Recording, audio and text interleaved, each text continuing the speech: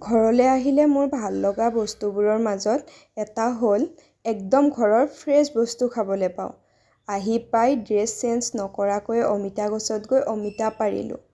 তাতে আমি বস্তুবোৰ ইমান দাম দি কিনি খাব লাগে, কিন্তু ঘৰৰ বস্তুবোৰ পকি পচি গ'লেও খোৱা মানুহেই নাই।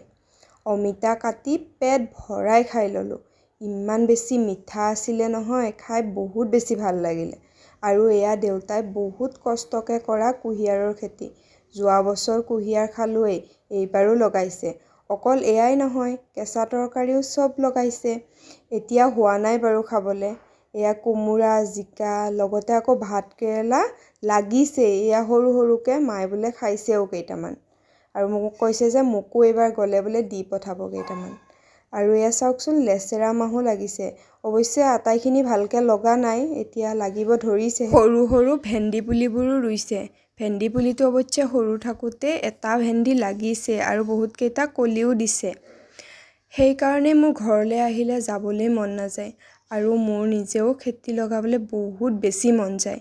টাইখিনি যেতিয়া লাগিব, তেতিয়া আপোনালোকক আকৌ আমাৰ ঘৰৰ কিটচেন গাৰ্ডেনখন দেখুৱাম দেই। আজিলৈ আহিছোঁ, বাই।